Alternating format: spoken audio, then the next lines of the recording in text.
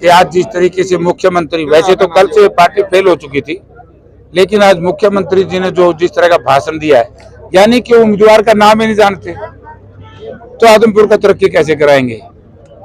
बहुत सारी चीजें हैं। अभी आप लोग कह रहे थे कि बस्ती जो बसी थी वहाँ सड़कें पानी आप लोगों ने दिए थे, और बीजेपी उजाड़ने का काम उसको करने वाली। मैं ये कह सकता हूँ कि ढंढूर की जो तीनों चारों पंचायतें हैं, जितना विकास कार्य है, ये मैं एमपी था, डिस्ट्रिक्ट प्रेसिडेंट था, और सावित्री जिंदल जी हम मिनिस्टर थी, टोटल विकास कार्य हमने करवाए हैं। भारतीय जनता पार्टी ने 8 साल के अरसे में एक ईंट नहीं लगाई, बल्कि भारतीय जनता पार्टी ने, आपके पीछे गोडाउन है जहां पर पशुओं के लिए खड़े होने की जगह थी, जहां शहर का गंदा पानी यूज वाटर आता था, उसको निकलने की जगह थी, वो सारी रोक दी। बल्कि इन्होंने तो, इस भाजपा की सरकार ने, जैसे हम ढंढूर के इलाके में खड़े हैं, इनकी तो एक किस्म की नाक बंद कर दी। तो किस तरह से देखते हैं अब इन चीजों को? लोगों को बहुत सारी उम्मीदें हैं। देखिए, लोगों भी सत्ता में नहीं जाएंगे लेकिन विधायक बनेंगे, तो आप किस तरह से निपटेंगे इन चीजों? देखिए, एक विधायक को, आज मुख्यमंत्री जी ने एक ही बात सच्ची कही है कि विधायक, विपक्ष के विधायक को भी हक है कि अपने इलाके का विकास करे। तो वो कुलदीप बिश्नोई पे प्रश्न छोड़ के फिर कुलदीप बिश्नोई को नहीं विकास कार्य कराया, फिर कुलदीप क्यों कहता है मैं 26 साल से वनवास काट रहा हूँ। इसका मतलब ये अपने परिवार के लालन पालन के लिए, अपनी संपत्ति की सुरक्षा के लिए कभी कांग्रेस का दामन थामता है, कभी भाजपा का दामन थामता है। जनता से इस परिवार का कोई सरोकार नहीं है। और जयप्रकाश जब विधानसभा में जाएगा, मेरा ट्रैक रिकॉर्ड है, आप लोगों को भी याद होगा कि जयप्रकाश जब विपक्ष में था 14 से 19 तक, हमने अपने इलाके में कॉलेज बनवाए, सीवरेज बनवाए, वाटर वर्क्स बनाए, सड़कें बनवाई, और मैंने सर्टिफिकेट किसी से लेने की जरूरत नहीं है।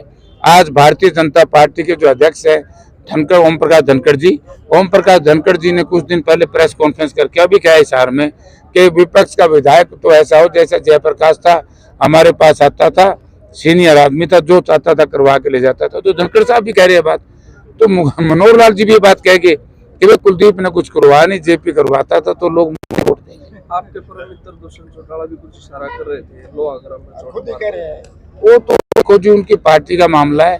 अगर वो इस तरह सच्चाई भी है, लोहा तो गर्म है, बीजेपी पर कुलदीप बहुत गर्म है, और उस पर चोट मार दूंगा बस। कुलदीप कह रहे थे भव्य स्मार्ट है, आदमपुर को देखो कितना बढ़िया छोरा दे। वो तो वह छोड़ी जिसने आदमपुर खड़ा पकड़ेगा। अब क्या कहना है आपका आदमपुर के लोगों को? और आदमपुर के लोगों से मैं कहना चाहूंगा कि इनके बहकाव में मत आए, क्योंकि जिस धरती पर मैं खड़ा हूँ ये 5 पंचायतों की है, यहाँ मालकाना हक का मामला है। मैं जब एमएलए था, एमपी था, सावित्री जिंदल जी जब मिनिस्टर थी, तो उस वक्त ये लाल डोरे में डलवाने की कोशिश हमने की थी, लेकिन हमारी सरकार चलेगी। अब हुड्डा साहब विश्वास देकर के गए हैं, और मैं ये कहता हूँ सरकार से पहले इनको मालकाना हक दिलाऊंगा, और मालकाना हक सरकार ने नहीं दिया तो असेंबली चलनी बहुत औखी हो जाएगी। क्योंकि मुख्यमंत्री जी के जो नुमाइंदे थे वो तो यहाँ कहते रहे। और मैं एक बात अंत में कहना चाहूंगा, सारे 5 पंचायत के साथ यहाँ खड़े हैं लोगों, मुख्यमंत्री जी ने आज के भाषण में या आज की प्रेस कॉन्फ्रेंस में ये नहीं कहा कि मैं मालकाना हक दूंगा। आज भी नाट के तो मालकाना हक देने से तो वोट क्यों देंगे लोग उसको? 2 तंबू और थे, एक आम आदमी पार्टी वाला उनके बारे में क्या? वो तो कुछ नहीं, तंबू दोनों आगे पैट लिए। मैं शुरू से ही कहता था कि जो आम आदमी पार्टी का उम्मीदवार है वो तो पहले से ही इन्हीं के पेरोल पे रहता है, पार्टी में किसी में हो, पेरोल कुलदीप बिश्नोई की रहती है।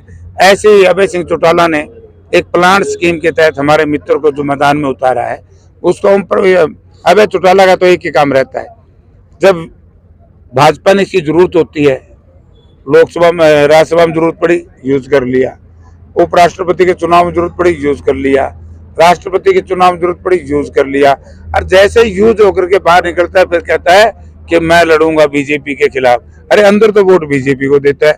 आज भी जो एक कैंडिडेट खड़ा किया है, आज वो बीजेपी को सपोर्ट करने के लिए किया है, आज वो वोट मांगने आ रहा है क्या यहाँ?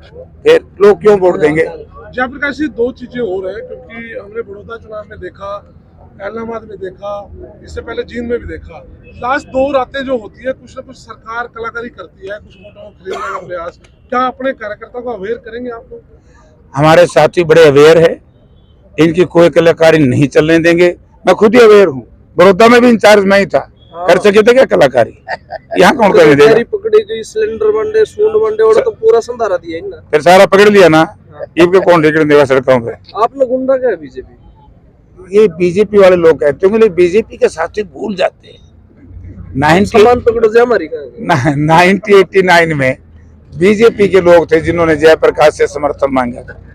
1988 में जब जयप्रकाश ग्रीन ब्रिगेड लेकर के इलाहाबाद के वीपी सिंह के चुनाव में गया था, जब भारतीय जनता पार्टी के लोग मुझे मेरा अप्रिसिएशन करते थे, जब अप्रिसिएशन करते थे, तो आज भारतीय जनता पार्टी के लोगों ने जयप्रकाश इसलिए गुंडा दिखाई दिया कि मैं इनकी गुंडागर्दी को रोकता हूँ, मैं इनकी गुलामी सहन नहीं करता, मैं इनके खिलाफ जम के बोलता हूँ। क्योंकि आज जितना भ्रष्टाचार, जितनी कानून व्यवस्था, जितनी महंगाई, मतलब हमारे को होता छाल तो बोले, छालने का क्या बोले।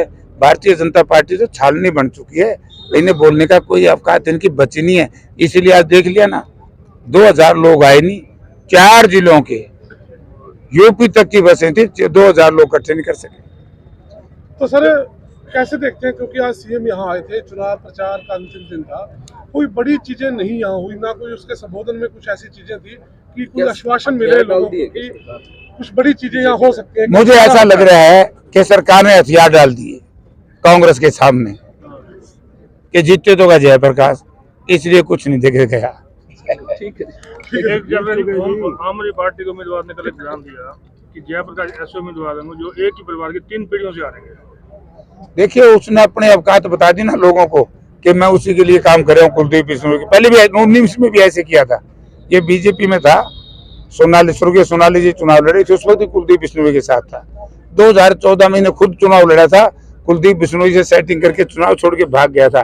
तो जिसका कोई सीरियस कोई इशू लेता ही नहीं, तो उम्मीदवार नहीं, पता नहीं केजरीवाल जी को का दिमाग कैसे निकाला, या फिर केजरीवाल जी का राजनीतिक सोच ऐसी है, ऐसे लोगों को टिकट देता है, इनका कुछ है ही नहीं। चलो, धन्यवाद, थैंक यू।